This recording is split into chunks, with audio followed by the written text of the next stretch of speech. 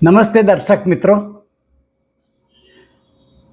લોકસભાની ચૂંટણી માટે ત્રીજા ચરણનો પ્રચાર ચાલી રહ્યો છે. આ ચરણમાં ગુજરાતનો પણ સમાવેશ થાય છે. મોદીજી ગુજરાતમાં ઝંઝાવાતી ચૂંટણી પ્રવાસ કરી રહેલ છે. એક દાડો સુરેન્દ્રનગર હોય ને બપોરે કંઈક જામનગર હોય ને રાત્રે જુનાગઢ હોય ને રાત્રે કંઈક બીજી જગ્યાએ હોય ને. જુનાગઢમાં જય ગિરનારી કઈ ભાષણની શરૂઆત કરી. જનતા જનાર્દન જે હાજર હતી તેઓના આશીર્વાદ માગ્યા અને જણાવેલ કે તમારા આશીર્વાદ જ મારી મૂડી છે. જનતાએ જે સંસ્કાર આપેલા છે તેના કારણે તેઓ 24/7 એટલે કે 24 કલાક દેશ માટે કામ કરી રહ્યા છે. કારણ કે તેમનું લક્ષ્ય એક જ છે કે ભારતને આગળ લઈ જવાનું.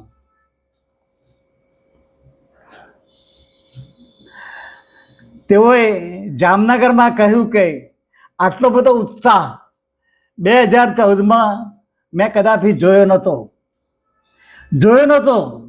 એ વાતય બરોબર છે. અને 2014ની અંદર જે તમે વચનો આપ્યા હતા એ પર પરિપૂર્ણ આજ દિન સુધી થયા નથી. 2 કરોડનો નોકરીઓ આપીશું ને 15 લાખ રૂપિયા તમને મળી જશે, એ પણ હજુ પરિપૂર્ણ થયા નથી. તેઓએ અમુક પ્રવચન હિન્દીમાં શરૂ કર્યું હતું. કારણ કે અમુક બહારના જે માણસો હતા એ લોકોએ કહ્યું કે ભાઈ હિન્દીમાં બોલો તો સારું. તો એ લોકોએ જે પત્રકાર મિત્રો હતા કે ના કહેવાથી એ લોકોએ હિન્દીમાં કર્યું હતું. થોડીક સ્થાનિક લોકોનું ખુશ થાય તેવું ભાષણ કર્યું બધું. તમારા સંસ્કાર સારા છે ને તમારો આશીર્વાદ સારા છે ને તેના લીધે હું આગળ વધી ગયો છું ને આમ કર્યું છે ને તેમ કર્યું છે. આ બધું ઘણું કર્યું લોકોની ભાટે બધી. પણ એવું ભાષણ કરી અને પછી તરત જ કોંગ્રેસ સામે બોલવાનું શરૂ કરી દીધું. આ બધું મોટાભાગનું ભાષણ એમનો હાસ્યાસ્પદ લાગે છે. હાસ્યાસ્પદ આ બધું શું બોલે છે જૂઠું. એમ કહીએ કે કોંગ્રેસનો તેઓ પ્રચાર કરી રહ્યા છે. તે ખોટું નથી. કોંગ્રેસનો પ્રચાર કરી રહ્યા છે એમ કહી જાય ને એમાં ખોટું નથી. કારણ કે તેઓ પાસે 10 વર્ષની તેમની સત્તા દરમિયાન કોઈ એવી કામગીરી નથી કે જે પ્રજાને આવકારે. કોઈ એવી સત્તા નથી. કોઈ મોટા ઉદ્યોગો નાખ્યા હોય કે આ કર્યું હોય તે કર્યું હોય કે ચાલુ થયું એવું કોઈ જે છે એને જૂનું ચાલુ રાખ્યું છે. બરાબર છે. એક કર્યું છે 3 તલાક, જેથી જૂઠી રજૂઆતો કરવાની કોણે ક્યાં જવાના છે. અને કદાચ ફેંક કે ભાઈ આ કર્યું તો ક્યાં જોવા જવાના છે એમ સમજી અને ભરમાવાની વાત ઉપર ઉતરી પડ્યા. દાખલા તરીકે એમણે કહેલ કે તમારી પાસે 3 મકાન હશે તો 1 મકાન સરકાર લઈ જશે. જો તમારી પાસે 40 વીઘા જમીન હશે તો 10 વીઘા સરકાર લઈ જશે. શું કરવા ભાઈ? તમારી પાસે 2 ભેંસ હશે તો 1 ભેંસ સરકાર લઈ જશે. સરકાર ક્યાં પહોંચશે? પછી સંસદમાં પહોંચશે. આ બધું કોંગ્રેસના ઢંઢેરામાં નથી. અને કોંગ્રેસે કદાપી કોઈનું પડાવી લીધેલ નથી. 50 વર્ષ સુધી કોંગ્રેસે શાસન કર્યું. વચ્ચે 5 વર્ષ સમય અટલ બિહારી વાજપેયીનો આવ્યો ને થોડો ઘણો સમય દેવગૌડાનો એવો બધો આવ્યો. પણ કોંગ્રેસનું જે શાસન છે એ દરમિયાન કોઈનો પાસેથી તારી પાસે 10 વીઘા જમીન છે એમાંથી 2 વીઘા હાલ એવું કશું પડાવી લીધું નથી. એ તમે તમારા વડીલોને પૂછી જોજો. બરાબર છે. આ એક જૂઠો પ્રચાર છે કોંગ્રેસ સામેનો. જૂઠો પ્રચાર છે. વધુમાં કહ્યું કે આજે દુનિયામાં ભારતની એમની જે શાસન દરમિયાન ઇજ્જત વધી છે. શાહજાદા એટલે કોણ ખબર છે? મેં અગાઉ પણ કહેલું હતું. શાહજાદા એટલે જે આ રાહુલજીને શાહજાદા કહે છે. એ શાહજાદા શાહજાદા પરદેશ જઈ અને લાંબા લાંબા ભાષણો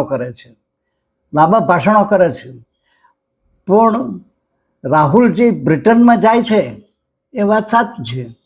તેઓ ત્યાં આગળ પીએચડી કરેલી છે અને કોલેજના ભૂતપૂર્વ વિદ્યાર્થી તરીકે તેમને બોલાવે છે અને ક્યાંય પણ તેઓ ભારત વિરોધી શબ્દ ક્યાંય બોલ્યા નથી.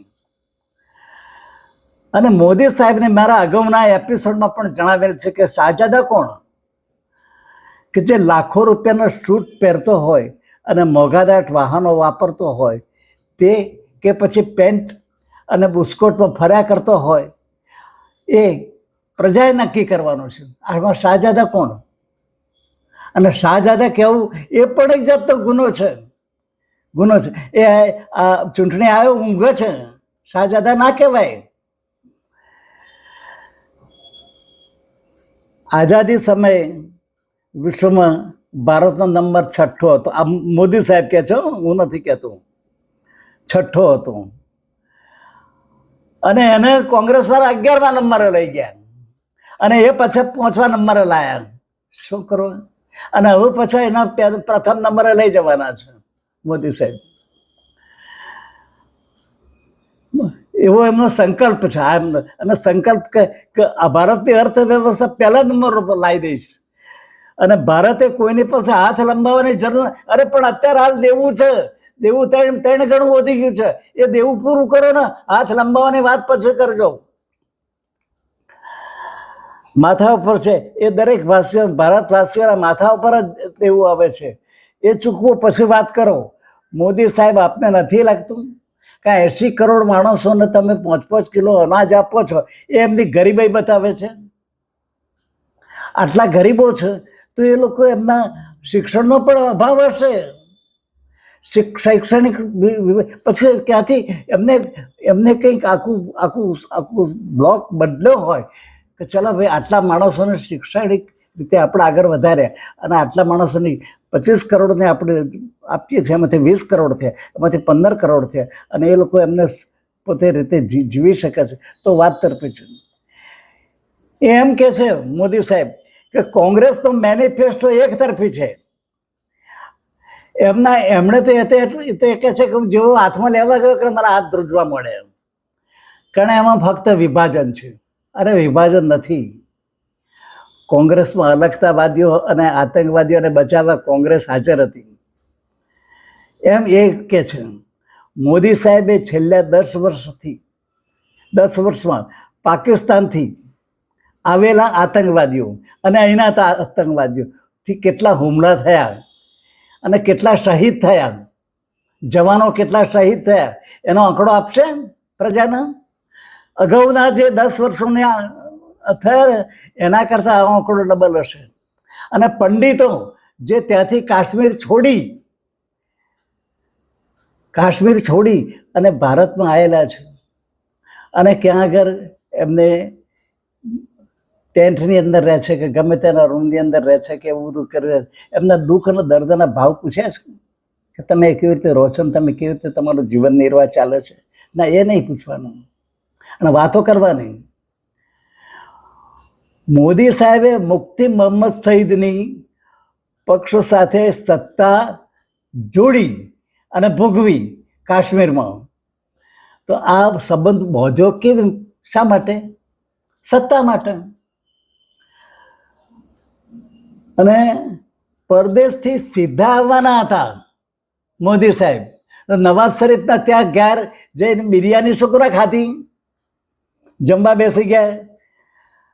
અને પછી કોંગ્રેસને બદનામ કરો છો કે કોંગ્રેસનું રૂટ એટલે મૂળ પાકિસ્તાનમાં છે એવું તમે કહો છો.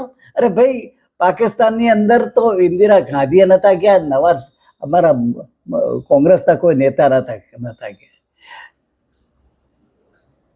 સમજે? અટલ બિહારી વાજપેયી એક વખત ગયા હતા અને આ ભાઈ શું નામ, અડવાણી ગયા હતા. મોદી સાહેબ જાતીય જનગણના ઉપર લોકોને વહેંચવા માગે છે. એવું નથી ભાઈ, એવું નથી. તમે સમજો. સરકારમાં તેમજ વહીવટમાં તેઓ સહભાગીને બનાવવા માટે એમનો ઉપયોગ થઈ રહ્યો છે. અત્યારે હાલ વાઘરી જે છે ઝૂંપડામાં રહે છે, એમને ખબર નથી કે સરકારને મત જ આપે છે, બાકી સરકારમાં અમારો શું વહીવટ છે, કે શું રીતે ચાલે છે, કે કેવી રીતે વહીવટ, શું રીતે કશું જ ખ્યાલ નથી. એમના છોકરાઓ પણ ભણતા નથી. એમને આગળ વધારવા છે, દલિતોને પીડિતોને આપણે આગળ વધારવા છે. એટલા માટે જાતીય જનગણના થાય છે. જ્યારે આપ એમને ત્યાં જ રાખી મૂકવા માંગો છો એવી પ્રતીતિ થાય છે. મોદી સાહેબ ઓબીસી અને એસટી આવું બધું કરી અને લોકોને વેચવા માગે છે. ભારતનું બંધારણ ઘડવામાં ભાજપ નહોતું એમ આપ કહો છો, વાત સાચી છે, પણ ભાજપનો જન્મ જ નહોતો થયો. ભાજપનો જન્મ જ 80માં થયો, પેદાશ થયો 1980માં. પણ તેમના વડવા શ્યામા પ્રસાદ મુખર્જી હતા, તે મોદી સાહેબ ભૂલી જાય છે. આઝાદી પહેલા આપના વડવાઓ જ્યારે મુસ્લિમ લીગ, અંગ્રેજોની મહેરબાની થયો, આઝાદી પહેલા મુસ્લિમ લીગ સાથે પ્રાદેશિક સરકારો ચલાવતા હતા, એ બધું ભૂલી જાય છે. અને ક્વિટ ઇન્ડિયામાં સહકાર નતો આપ્યો. જ્યારે દીનદયાળ ઉપાધ્યાય જેવા બંધારણના વિરોધી હતા, એ લોકો કહે છે કે એ બધા બંધારણના વિરોધ, એ બધા મનુસ્મૃતિ ઉપર જવા માંગતા હતા કે એમને ભાઈ ત્યાં હરિજનોને ત્યાં રાખો, શુદ્ર છે ત્યાં રાખો. આ બધા બંધારણના વિરોધી હતા. આપ એ બંધારણ લાવવા માંગો છો? ભલે ને તમે ભાષણમાં કે મીડિયા દ્વારા કહેતા હોય કે તમે બંધારણને અડવા પણ માંગતા નથી,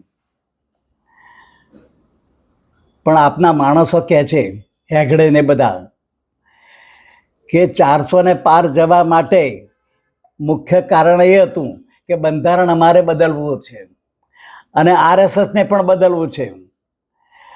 પણ જેની રામ રખેવારી કરે એને કોણ મારી શકે બાપા? કોંગ્રેસે સામે 3 બાંહેધરી માગેલ છે. આ પાછું સાંપ્રદાયિક ધ્રુવીકરણની વાત શરૂ કરી. ટૂંકમાં મુસ્લિમો સામે જૂનો રાગ ગાવાની શરૂઆત કરી દીધી. કોંગ્રેસના શાહજાદાએ કહ્યું કે સમુદ્ર નીચે કશું નથી.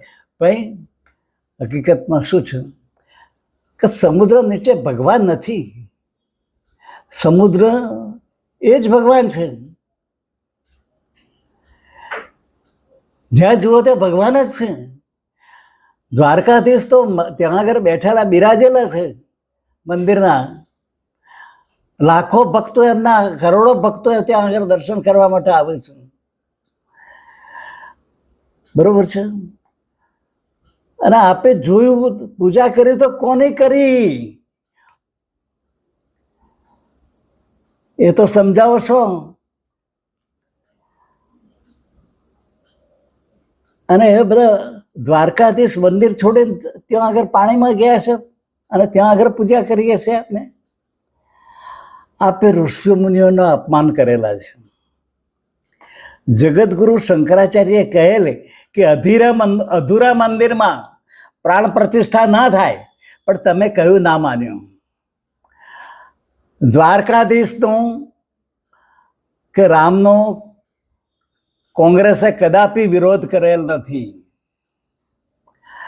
આપને પુરોહિતોએ તથા શંકરાચાર્યજીએ સૂચના આપેલ કે પ્રાણ પ્રતિષ્ઠા કરાવનારે સપત્ની બેસવું પડે, પણ આપ માન્યા નહીં. કારણ કે આપના મગજમાં રામની પ્રતિષ્ઠા કરી નાવડી 400 કે પાર લઈ જવાની ઉત્કંઠા હતી. આ રામ મંદિરની પ્રાણ પ્રતિષ્ઠા સમયે બધા માલદારો જ હતા. કોઈ દરિદ્ર નારાયણ જોવા મળ્યો નહીં. દરિદ્ર નારાયણ એટલે ગરીબ માણસ જોવા મળ્યો નહીં. અરે ગરીબ માણસની વાત છોડો, પણ ઉમાબેન અને ઋતુંબરા જે લોકો આ પાડવા માટે ત્યાં આગળ હતા, એ લોકો ખરેખર રડતા હતા કે અમારી આવી દુર્દશા, અમને ત્યાં આગળ એ પણ નહીં. રામ મંદિરની પ્રાણ પ્રતિષ્ઠાએ બધા માલદારો જ હતા, કોઈ દરિદ્ર નારાયણ જોવા ના મળ્યો. પછી રામ ક્યાંથી રાજી રહે? ભગવાન તો બધાનો છે. અરે આપણા પ્રમુખ, રાષ્ટ્રપતિ પણ ત્યાં આગળ જોવા ના મળ્યા. આ બધા આપના પ્રજાના આ બધા જે અત્યાર સુધીને હું બોલ્યો તો બધા, એ બધા પ્રજાને કોંગ્રેસ વિરોધી, કોંગ્રેસને રામ વિરોધી બતાવવાના તુક્કા છે. પણ અમારે શું કરે ભાઈ, રામચંદ્રજીની દુશ્મનાવટ આપણે કરવી પડે કે ખોટા છે એમ? તમે કહો છો કે કોંગ્રેસ પાસે 272 ઉમેદવારો નથી અને સરકાર બનાવવા માટે 272 ઉમેદવારો જોઈએ, અને તમે એમ કહો છો કે ગઠબંધન કરી છે એટલે દર વર્ષે, આ વર્ષે સમાજવાદીની તો આ વર્ષે ફરી ટીએમસી નો, તો આ વર્ષે ફલાણા, એમ જુદા જુદા બધા પ્રધાનો બદલાવશે અને સહભાગી કરીશું. આ કોઈ વાત ઇન્ડિયા ગઠબંધનના સહભાગીએ કરેલ નથી. તમારા મગજના તુક્કાઓ છે. આપના તુક્કા આપના મગજમાં કેવી રીતે નીકળે છે તે સમજ જ પડતી નથી. આપનાર ગણિત કાચું હશે કે આપની ગણતરી કાચી હશે એવું અમને લાગે છે. કોંગ્રેસે લગભગ 325 કરતા વધુ ઉમેદવારો ઉતાર્યા છે. 272 નહીં, 325 કરતા વધુ ઉમેદવારો ભારતમાં કોંગ્રેસના ઉમેદવારો છે. આ માટે તમે એક દ્રષ્ટાંત આપેલું, પાણી માટે 100 ફૂટનું ખોદકામ કરવું પડે, તેના દાખલા આપી ખેડૂતોને ઠેકડી ઉડાડવાને બંધ કરો. ખેડૂતો એટલા મૂર્ખ નથી કે 100 ફૂટ માટે 10 ખેડૂતોના ખેતરમાં 10 ફૂટના ખાડા પાણી માટે કરાવે. એટલે ભાઈ, એ લોકોનો તો રાત દાડાનો ધંધો છે પાણી જોડે, કુવાઓ જોડે. હવે બધા મશીનો આવ્યા, બાકી રાત દાડાનો ધંધો આ કુવાઓ જોડે છે. 80 ફૂટે, 90 ફૂટે કે 100 ફૂટે કે 40 ફૂટે, 50 ફૂટે પાણી નીકળે તે સલંગ જ ગોદવું પડે. એવું ના હોય કે આ 10 ફૂટે ત્યાં, 10 ફૂટ ત્યાં ફૂટ, એવું ના હોય. આ ખેડૂતોને હવે ઠેકડી ઉડાડવાની બંધ કરો. કલમ 370 બંધારણમાં છે. અરે ભાઈ, 370 તો પૂરી થઈ ગઈ છે નહેરુના વખતમાં જ, સમજ્યા? એની સુપ્રીમ કોર્ટે અહીંયા આગળ છે અને રાષ્ટ્રપતિ અહીંયા આગળ, જે પાર્લામેન્ટ બી અહીંયા આગળ છે, બધું અહીંયા આગળ જ છે. થોડું ઘણું રહ્યું છે. લડાખની સરહદ સુધી લડાખવાસીઓ જઈ શકતા નથી. જાણ્યું છે આપે? પેલી ફિંગર સુધી ભારતના લોકો પશુ ચરાવવા જતા હતા, તેઓ આજે જઈ શકતા નથી. કેટલાય શહીદ થયા. મોટા મોટા કર્નલો રાત્રે સુઈ ગયેલા, પેલા ચાઇનાના માણસો આવીને મારી ગયા, અને પેલા 40 માણસો તો ત્યાં આગળ એ શહીદ થયા. અરુણાચલના પ્રદેશના લોકો સરહદ ઉપર ચીન ગામડા વસાવે છે એવું કહીને થાક્યા, પણ આપ કાને ધરતા નથી. આપનું બીજું લક્ષ્ય મને એ લાગે છે ઇતિહાસ બદલવાનો, ભવિષ્યની પ્રજાના માનસમાં જૂઠી હકીકતો ઘુસાડવી અને તેનું જેવું એ અમને જોવા મળ્યું. તમે ઇતિહાસ જાણતા નથી. તક્ષશિલા વિદ્યાપીઠ બિહારમાં છે એમ કહેલું એક વખત. એ સારું ના કહેવાય, જાણવું જ જોઈએ. કારણ કે વડાપ્રધાનના શબ્દોનું વજન હોય છે. વડાપ્રધાને જૂઠું ગમે તેમ બોલાય નહીં, એને પહેલી તય અથવા તો નહીં બોલવું જોઈએ. Keep your silent. તક્ષશિલા બિહારમાં છે, ત્યાં જાણતા હતા, તો આપણે તો સાયલેન્ટ રહેવું છે. આપે કોંગ્રેસ શાસન દરમિયાન કૌભાંડોની વાત કરી, પણ આજે બધા કૌભાંડકારીઓ આપની બગલમાં બેઠા છે. એનું શું? અને બધાને તમે ક્લીન ચીટ આપવા મળે છો, એ આપ કેમ ભૂલી જાઓ છો? વિશ્વનું સૌથી મોટું ગુપ્ત ચૂંટણી ફંડ નામે પ્રખ્યાત કૌભાંડ ના જન્મદાતા તો ભાજપ છે. ભાજપ છે, પછી કોઈની હિંમત છે કે કૌભાંડ કરે? અને ભૂલથી પણ કરે તો ઈડી, આઈટી, સીબીઆઈ તૈયાર છે. તે આપને સમક્ષ નતમસ્તક કરાવે કે ગુપ્ત ચૂંટણી ફંડમાં આપે છે કે મહિનાઓના મહિનાઓ સુધી જેલમાં પડે રહેવું છે.